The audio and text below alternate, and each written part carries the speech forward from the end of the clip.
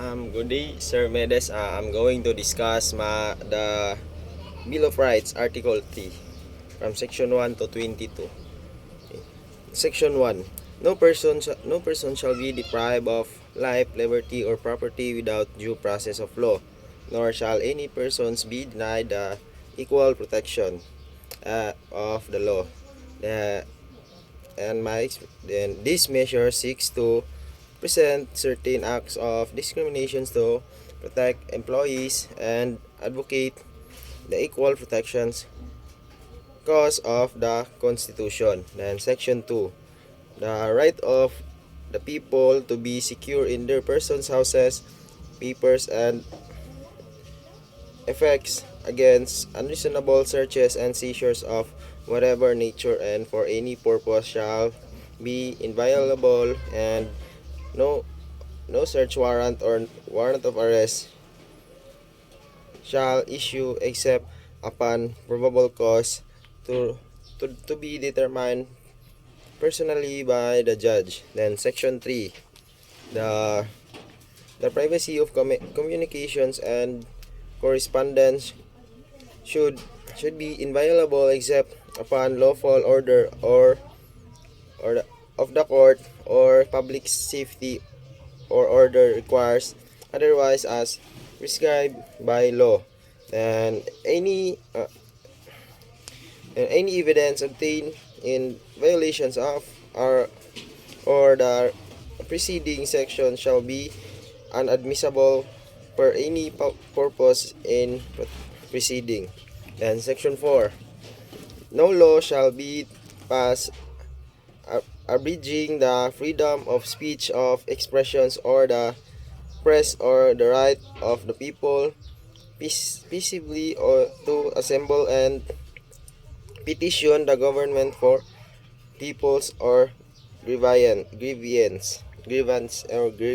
Then explanation is the freedom of assembly, to the right of people to come together and collectively express, promote, promote, pursue, and defend them idea.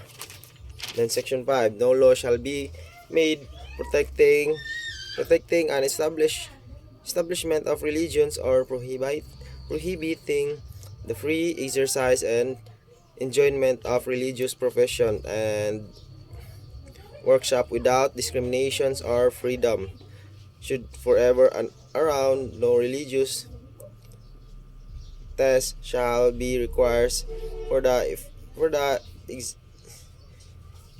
exercise of the events or political rights. Then the three exercises and enjoyment of religious pre, pis- pre pro, proposition and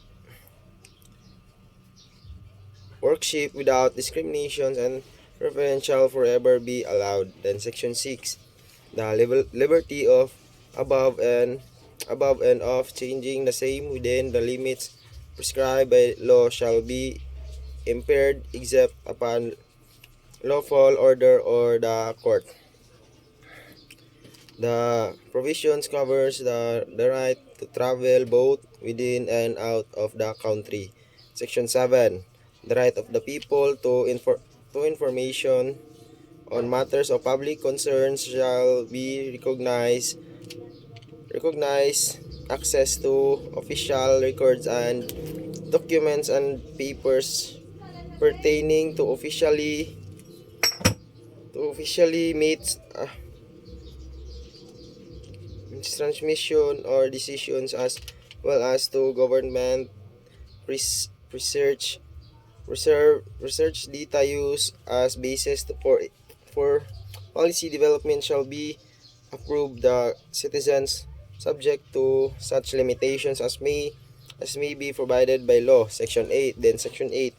The right of people, including those employed in the public and private sectors, to perform unions, associations, or societies for purpose not contrary to law shall not be abridged, and encourage the formations of voluntary association for advancement of welfare and relieve the government of vast burden.